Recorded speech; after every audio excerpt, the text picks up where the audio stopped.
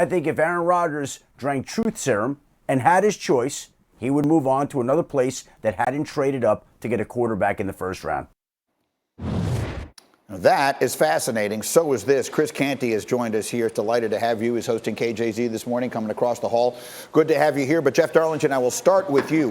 What are you hearing from across the league in reaction to this? KG is the right word. They didn't extend the contract. Both sides are just not talking much about it. What do you think? KG's a great word for this one, Greeny. And I think that Aaron Rodgers has not really, held any secrets. He's not really holding the cards to his chest here. I think he's being pretty honest in everything he's saying. I know he told Kenny Mayne on our air basically that it's not up to me. And there is a point in that. It'll be interesting to see if Green Bay comes to the table and says, Aaron, you're our guy. We want to keep you here for the rest of your career. To this point, that hasn't necessarily happened. And I don't think it's necessarily simply in the cryptic, we'll call them cryptic points of drafting a guy in Jordan Love. It's much more obvious. It's contractual. It's different issues like that. So I think his relationship with Matt LaFleur is very good. I don't think we should dismiss the success that this offense has had the past 2 seasons. That being said, it's very clear that Aaron Rodgers and the Green Bay Packers organization is at an impasse here. All right, so let's look at the Canty crystal ball. Will this be Aaron Rodgers' final season as a Packer? Greeny, I'm going to lean towards saying yes. And Green Bay, as an organization, has been sending the same message to Aaron Rodgers for the last calendar year, which is, we're preparing for life after you. They drafted Jordan Love last year. This year, they weren't able to come to an agreement in terms of working out some contractual issues to lower his cap number. They paid out his bonus a couple of weeks ago. All of those moves set up the Green Bay Packers so they could go year to year with Aaron Rodgers. And after you had him express his concern about the contract and wanting to be able to end his tenure with the Packers on his own terms, it's hard not to imagine Aaron Rodgers staying with the Green Bay Packers to finish out the rest of his career. And D. Wood, there's 2 different ways to look at this. We can interpret the fact that they drafted a quarterback last year as a personal affront. But there's another significance to it, D. Wood, which is maybe he's got a little bit of Brady envy. He sees Tom Brady down there in Tampa and a franchise that's literally dedicating every resource they possibly have to winning right now in this little window that Brady has left. And he looks at the Packers and says, if you're drafting my heir apparent, you're not doing that. I want to finish my career somewhere where they're doing that. To me, D. Wood, that would make sense. It would, Greeny. It definitely would. And I think Aaron Rodgers he's not making a whole bunch of noise about everything. He's just letting everything play itself out. But I can definitely see that scenario playing itself out. What if Aaron Rodgers were to pair up with Sean Payton down in New Orleans with the Saints? I mean, that would be something serious right there. The Saints have one of the best front offices in the National Football League. Obviously, Sean Payton, one of the best play callers. You get a guy like Aaron Rodgers down there, boy, you talk about an opportunity to continue to try to win Super Bowls for the New Orleans Saints. Well, absolutely. I mean, and there are any number. Look, how many places wouldn't give their left arm to have Aaron Rodgers? So Let me ask you this, Jeff. Has the chatter around the league gone so far as to start considering places that he might wind up? Are you hearing those kinds of conversations? Nothing. I mean, I have these conversations with NFL types, but nothing beyond exactly what we're doing now. Just kind of having fun with it at this point. I don't think that teams are seriously considering a run at Aaron Rodgers at this point. So maybe that speaks to sort of where the situation is. But it's so funny you bring up the Bucs, and Jason Light.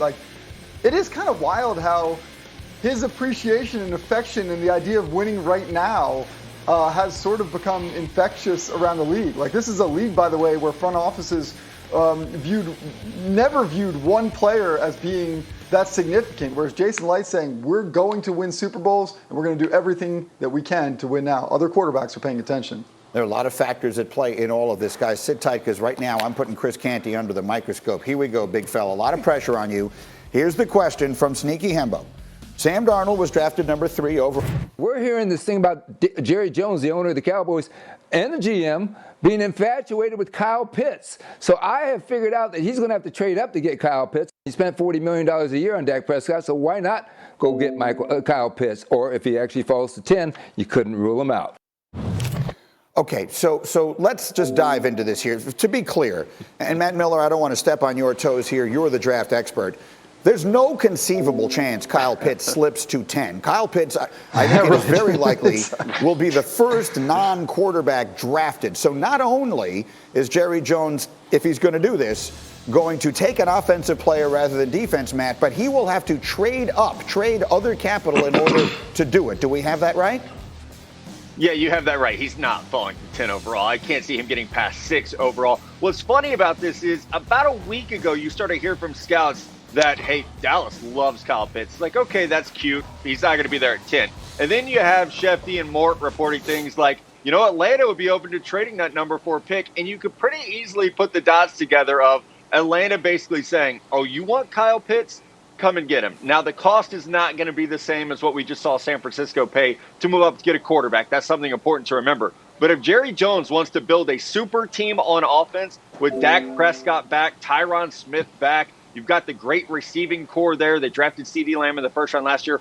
Oh, and you have Ezekiel Elliott. If you had Kyle Pitts to that offense, guys, no disrespect to Tampa Bay, that's the best offense in the NFC. They have a great offensive line. You got a very, very good quarterback. And if you add in the LeBron James of tight end prospects and Kyle Pitts, I don't know how you stop Dallas. So I understand Jerry saying, who needs defense when you can score 50 points a game? The Kansas City's doing okay without a defense. Let's go get our guy.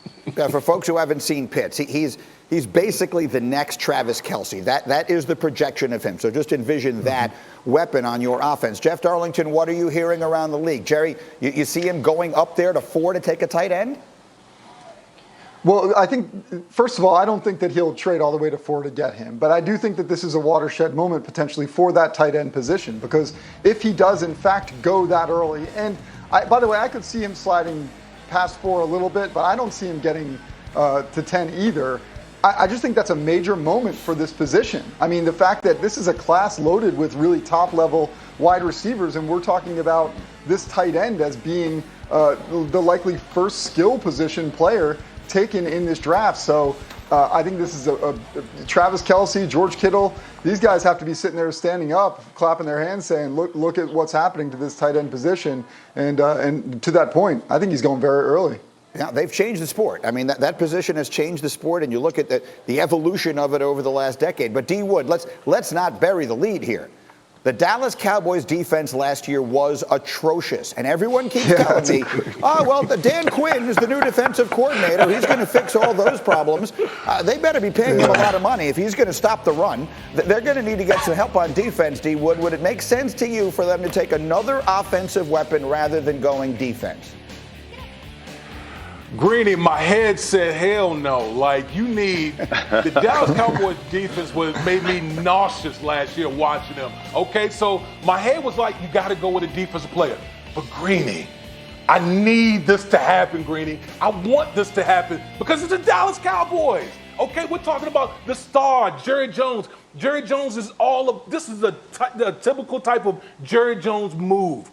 Okay, you go out there and trade up to get, in my opinion, the best prospect in the draft in Kyle Pitts. Man, get your popcorn ready because that will be showtime in Dallas. I'm with that. And look, I'm rooting for it, too. From that perspective, doesn't mean it makes any sense. As Chris Rock famously said, you can drive a car with your feet if you want to. It doesn't mean it's a good idea. Matt, if all the defensive players slide to 10, which is very possible, we could live in a world, if Jerry doesn't, I guess even if he does, that there could be, the first 9 picks could all be offensive players. Who's the first defensive player then off the board, in your view? Yeah, I think it would probably be Patrick Surtain, second from Alabama. We're talking about all these guys with NFL bloodlines, and he has some very good ones. So I think he is probably the odds-on favorite right now to be the first defender selected. That could be 8 at Carolina. Denver really shored up their secondary by getting Kyle Fuller in free agency. But Dallas at 10 has seemed like a very good spot for Surtain. J.C. Horn from South Carolina also in the running there. But it seems like the first defender will be a corner this year. That's my point. So that's who they'd be passing up.